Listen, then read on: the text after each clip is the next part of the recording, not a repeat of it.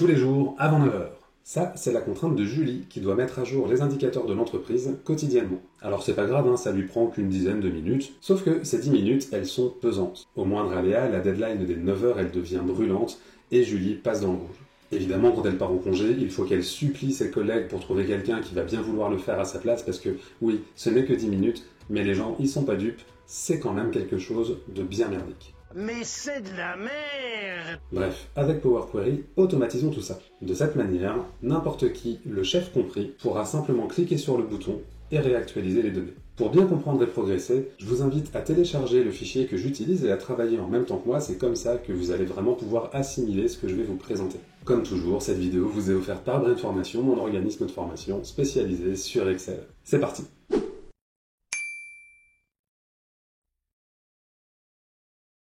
Alors c'est parti, mettons-nous à la place de Julie. Julie, tous les jours, elle doit retraiter cette extraction.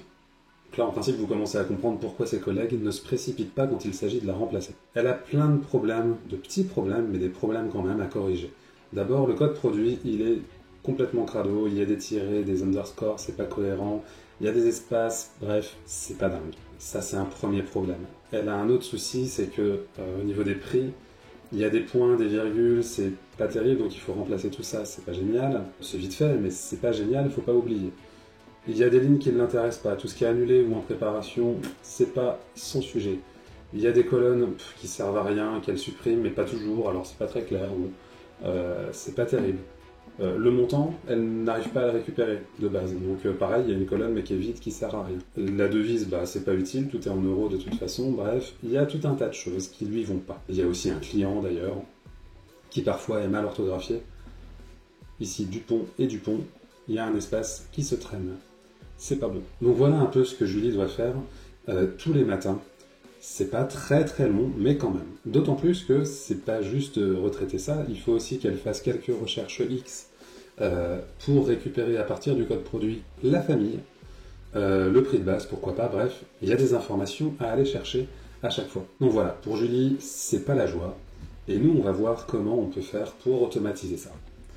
Vous allez voir que, autant si on faisait une macro par exemple, ou qu'on voulait bricoler des formules Excel, ce serait assez technique, autant avec Power Query, ça va être assez redoutablement simple. Alors c'est parti, je vais fermer le document qui va servir de source, parce que sinon je ne vais pas pouvoir travailler avec, je ne vais pas enregistrer ça. Et d'abord, on va utiliser son référentiel produit comme fichier de base pour aller récupérer la data. Donc on a bien les produits et on va se débrouiller pour qu'à terme, on ait aussi une feuille data qui aille récupérer les informations du jour. Pour faire ça, en fait, il va déjà falloir que je structure un tout petit peu différemment la manière d'enregistrer les nouvelles informations. En fait, il va falloir qu'on ait...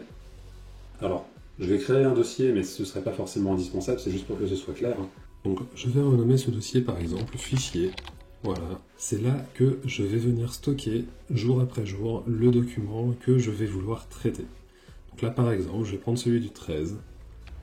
Je vais le copier-coller juste ici, et je vais le renommer parce que, j'ai pas envie que ça désigne une journée en particulier, je veux simplement que ce soit mes data, donc,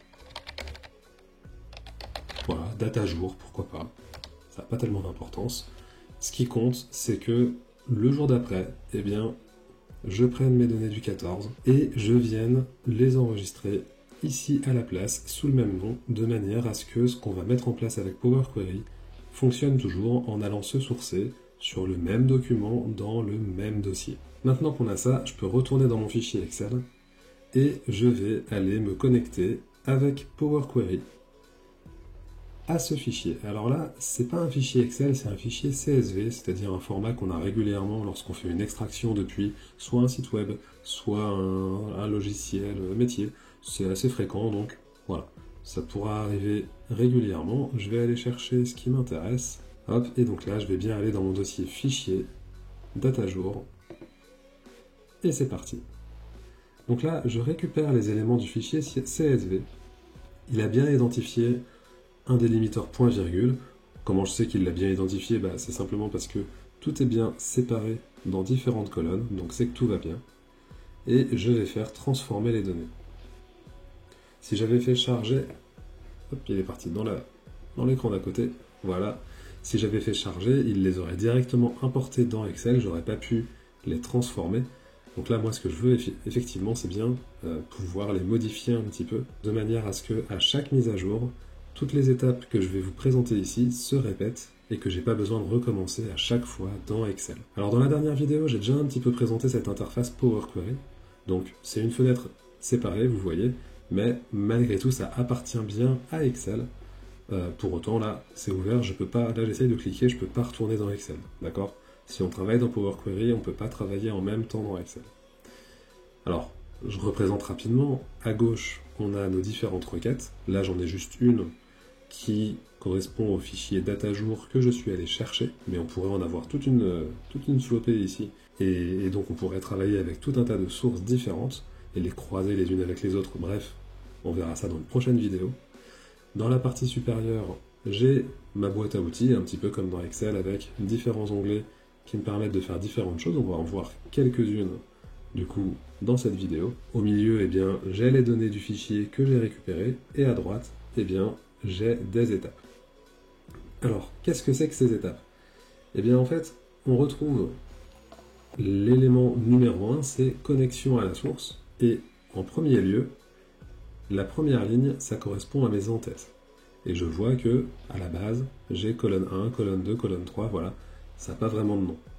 Et il y a deux étapes qui ont été ajoutées en automatique par Power Query, c'est la promotion des en-têtes, et donc là on voit que la première ligne a changé, ok, si je passe de source à en-tête promue, la première ligne n'est plus là, et je retrouve les en-têtes à la place de colonne 1, colonne 2, colonne 3, etc.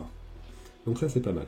Et puis il y a une deuxième chose, c'est qu'il essaye de modifier le type, et donc par exemple, pour la ligne ici, il a détecté que c'était des nombres entiers, et donc au lieu d'avoir ABC 1, 2, 3, comme j'avais juste avant, voilà, non pardon, avant j'avais des ABC partout, eh bien il a détecté que là c'est plutôt du numérique.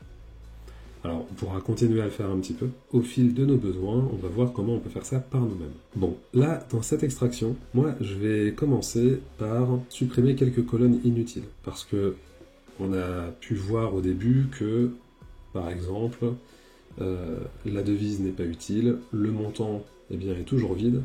D'ailleurs je peux le voir là dans les petites en-têtes. Alors pour information, ces en-têtes, si vous ne les voyez pas quand vous êtes dans Power Query, il faut aller dans Affichage, et vous pouvez cocher Distribution des colonnes. Voilà, si je le décoche, je perds les petits histogrammes, et Qualité de la colonne, avec les pourcentages de valeurs valides, de valeurs en erreur, et de valeurs vides.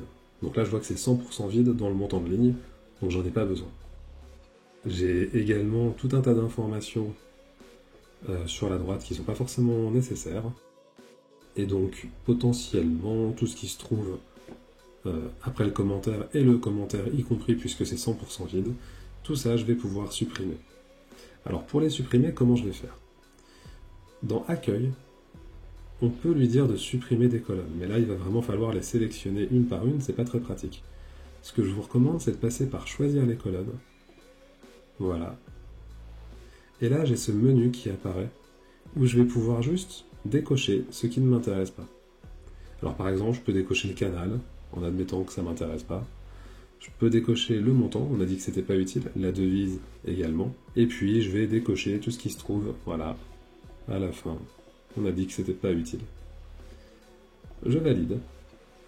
Et voilà. Vous voyez que ça a rajouté une nouvelle étape. Je peux lire dans la petite barre qui est au-dessus le code qui a été généré quand j'ai choisi de sélectionner les colonnes. Je vois qu'en fait, alors sans avoir besoin de savoir écrire le code par nous-mêmes, on peut quand même essayer de comprendre ce qui a été généré, et là en fait on constate qu'il a simplement gardé le nom de toutes les colonnes que je n'ai pas voulu supprimer. Donc si j'avais supprimé, j'aurais désigné spécifiquement cette colonne il faut la supprimer, celle-là il faut la supprimer, et etc. Là c'est le processus inverse, je désigne ce que je veux conserver, et donc ça peut avoir des incidences sur la suite. Si jamais il y a des colonnes en plus qui sont toujours pas utiles, qui s'ajoutent en plus des autres, eh bien elles seront supprimées également, puisque leur nom n'apparaîtra pas ici. Par contre, le revers de la médaille, c'est que si une colonne change de nom, par exemple si client devient customer, Là, je risque d'être embêté parce que, bien tout simplement, il va chercher la colonne qui s'appelle client et il ne va pas la trouver. Pour autant, la modification sera pas très compliquée parce que il nous mettra forcément un petit message d'erreur en disant j'ai pas trouvé cette colonne. Alors par exemple, admettons, si je mets customer, hop, là il me dit désolé, nous n'avons pas trouvé la colonne customer de la table. Ok, je n'aurai qu'à analyser mes données, me rendre compte qu'en fait, il faut que la colonne s'appelle client, parce que ça a changé. Sachant qu'en général, des extractions, le nom des colonnes, il change une fois tous les 5 ans, donc c'est pas des choses très fréquentes. Et donc là, voilà, j'ai changé, je fais juste rentrer, et les choses se rétablissent. Et s'il y a d'autres étapes par la suite, eh bien, elles reprendront le fil, et tout se passera bien. Donc le débugage, on va dire, est vraiment assez pratique avec Power Query. On a dit qu'il fallait aussi que l'on nettoie notre code produit.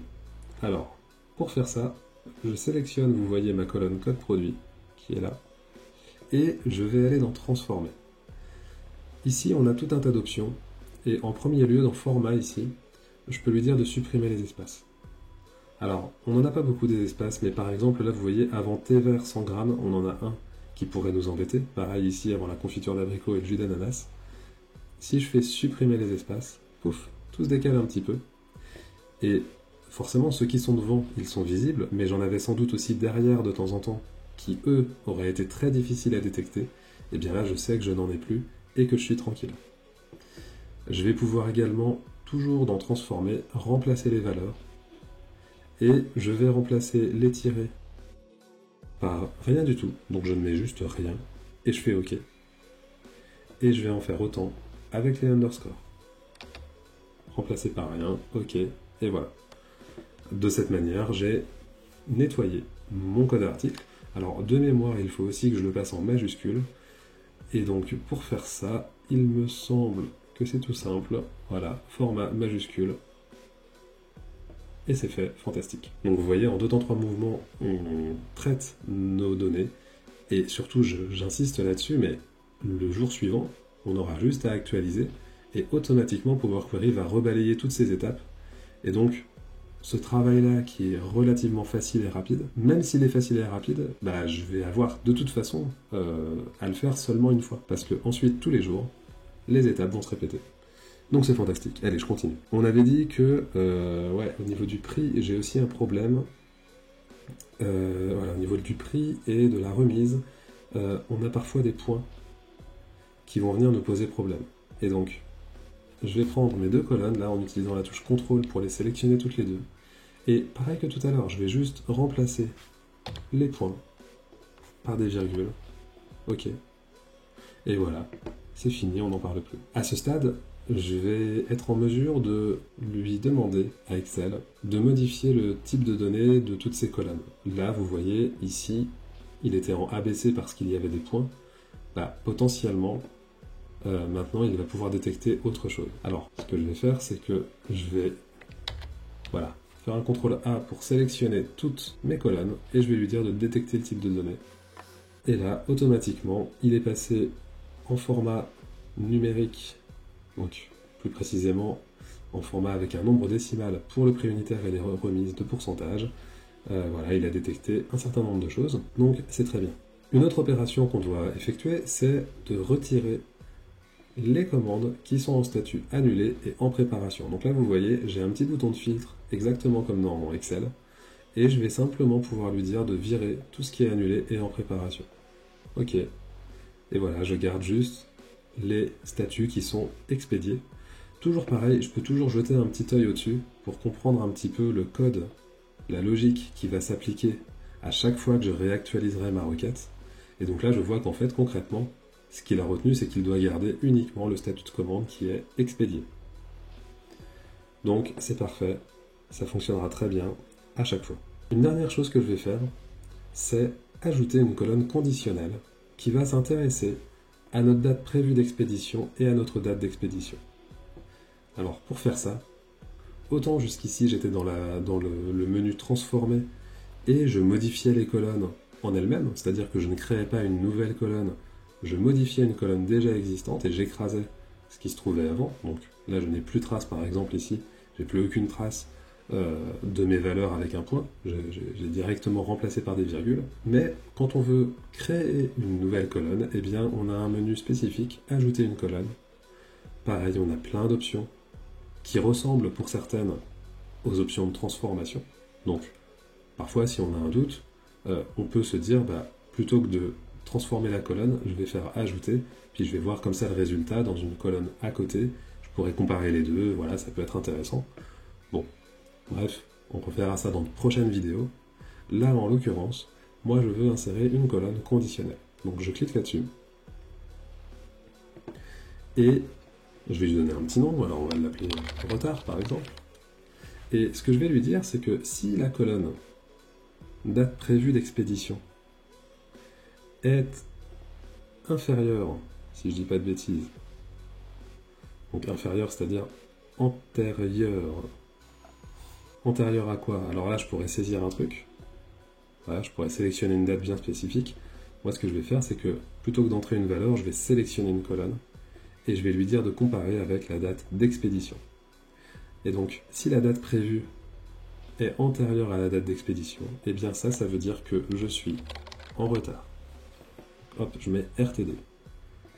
Et dans les autres cas, a priori, ça veut dire que c'est bon, et donc je vais écrire OK. Alors vous voyez, on pourrait ajouter des clauses pour complexifier tout ça. Là, c'est pas nécessaire, je vais la supprimer. Hop. Et voilà, on va juste valider ça comme ça. Et puis je vais vérifier. On avait prévu d'expédier le 2 janvier, on a finalement expédié le 3. On est effectivement en retard. Le 2 janvier, expédié le 2 janvier, on est à l'heure, c'est fantastique. Donc vous voyez que par rapport à l'écriture même d'une fonction si dans Excel, c'est pas tellement plus difficile, c'est même plutôt plus simple. Et en vraiment très peu de temps, on va faire un sacré paquet de manipulations. Juste avant de terminer et de retourner dans Excel, je crois que j'ai oublié une petite chose. Ici, notre client, on a parfois Maison du Pont écrit avec un espace. Donc là, ce que je vais faire, c'est que, hop, je vais faire transformer, remplacer, voilà, Maison du Pont, hop. Alors, honnêtement, je ne sais plus s'il fait attention à la casse. Je crois que dans les options avancées, voilà, on peut lui... Non, je crois pas qu'on puisse lui indiquer la casse. Dans le doute, on va écrire tout comme il faut. Alors là, justement, Maison du Pont, hop, avec l'espace qui ne me plaît pas. Et voilà. Je vais rectifier de cette manière-là. Ok. Et comme ça, ici, on est nickel. Donc cette fois, c'est bon, j'ai fini de faire ce que j'avais à faire dans Power Query. Comment on retourne dans Excel? Eh bien, vous voyez ici, je peux faire fermer et charger. Alors, quand on a plusieurs requêtes, ou quand on n'est pas sûr de vouloir récupérer ça vraiment en brut dans Excel, on peut faire fermer et charger dans, de manière à lui indiquer comment on veut récupérer. On peut éventuellement ne créer que la connexion, et de cette manière-là, on n'aura pas toutes les données qui vont débarquer dans Excel. Si on s'est connecté à plein de choses, forcément ça va faire tout de suite beaucoup de poids, et c'est pas forcément ce qu'on veut. Donc, on peut juste créer la connexion. Sinon, moi je vais mettre ici tableau dans une nouvelle feuille de calcul, c'est très bien. Hop, il crée une nouvelle feuille avec les infos. Notez que si j'avais fait une fausse manip et puis qu'en fait j'avais voulu juste la connexion, en fait je peux juste supprimer la feuille et puis du coup il va comprendre qu'il ne faut que la connexion. Donc voilà, on fait jamais de très grosses bêtises, faut pas vous inquiéter. Ici ce qu'on peut remarquer c'est que il a automatiquement ramené les données sous forme de tableau structuré. Ça c'est top parce que du coup je vais pouvoir faire une recherche X ici pour aller chercher la famille produit. Ok. Et vous verrez que quand on voudra faire nos mises à jour, le fait d'être en tableau structuré, ça va être un gros game changer aussi parce qu'on va gagner beaucoup de temps. Tout va bien s'adapter et ça va être génial. Donc je fais voilà, une recherche X, je prends mon code produit, je vais chercher ce qui m'intéresse. Hop. D'abord la plage de référence et puis ensuite la famille qui est ici. Alors vous allez me dire, j'aurais pu faire un tableau structuré aussi pour mes références produits. Qu'est-ce que je peux vous répondre? Ben ouais, vous avez raison, j'aurais pu. Et je ne l'ai pas fait. Et ouais, c'est comme ça. Donc, là je récupère mes familles. Comme je suis en mode tableau, il a propagé la formule, c'est fantastique. Et maintenant, eh bien, je n'ai plus qu'à faire un tableau croisé dynamique, hein, tout simplement. Donc, insertion, tableau croisé dynamique dans une nouvelle feuille. Donc là, pour le premier TCD, ce que je vais faire, c'est que je vais simplement regarder par famille produit, hop, le nombre et la répartition des retards. Donc, je prends le même champ retard, je le mets à la fois en colonne et en valeur, et j'obtiens du coup eh bien, les différents retards par famille produit. Voilà, on pourrait rajouter des pourcentages, mais c'est pas une vidéo sur les tableaux croisés dynamiques, donc je m'attarde pas. Je vais en rajouter un deuxième parce que ça va servir ma démonstration de fin de vidéo, parce que oui, on est presque à la fin de la vidéo, c'est bientôt fini. Hop, de nouveau un tableau croisé dynamique, cette fois dans une feuille de calcul existante, et je vais venir le mettre, hop, ici, juste en dessous. Cette fois, je vais prendre par date, ouais, date de commande, peu importe. Voilà, on va prendre simplement par jour, ce sera suffisant. Et on va regarder de quelle manière c'était en retard. Voilà, et puis, dernière petite chose, puisqu'il me propose d'ajouter le mois, je ne vais pas l'ajouter vraiment, mais je vais ajouter un segment dessus. Hop. Puis comme ça, voilà, je vais filtrer juste sur le mois de mars, ce sera largement suffisant. Alors on peut renommer la feuille synthèse, ça c'est parce que je suis psychorigide, c'est pas grave. Et voilà. Alors, vous allez me dire, c'est chouette, mais en vrai, toutes ces manips, si on est un peu aiguisé sur Excel, on n'aurait pas mis beaucoup plus de temps. Ça se trouve, on en aurait même mis un petit peu moins. Et donc c'est vrai, mais le gros avantage de Power Query, c'est que le lendemain, genre le 14 mars, si j'ouvre ce document, voilà, et que je vais l'enregistrer ici à la place de date à jour, enregistrer, est-ce que je veux le remplacer? Oui, je veux. Voilà. Donc date à jour a changé. Hop. Et maintenant, je vais cliquer une première fois sur actualiser. Là, j'ai réactualisé ma requête. Et je vais cliquer une deuxième fois. Et là, je viens de réactualiser mon tableau croisé dynamique. Donc ça fonctionne en deux temps. D'abord la requête, ensuite le tableau croisé dynamique. Et bien là, vous pouvez voir que j'ai pas pris la bonne date. Je viens de flinguer ma démonstration. Si je prends plutôt la date d'expédition, virer ce segment. Hop. Et je vais prendre, hop, comme ceci, le segment sur le mois de mars. Bon, voilà, comment faire un gros flop sur une belle démonstration. Et bien comme ça.